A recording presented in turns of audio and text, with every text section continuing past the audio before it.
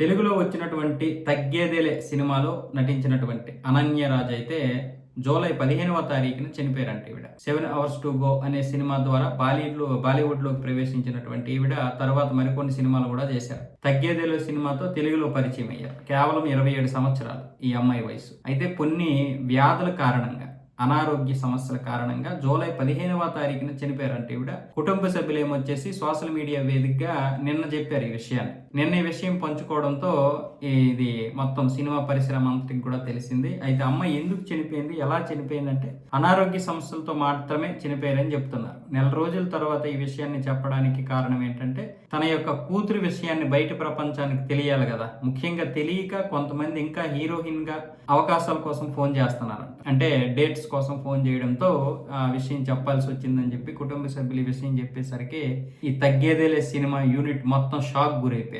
అంటే మంచి అమ్మాయి చాలా చిన్న వయసులో చనిపోవడం అనేది జీర్ణించుకోలేకపోతున్నారు చాలా మంది.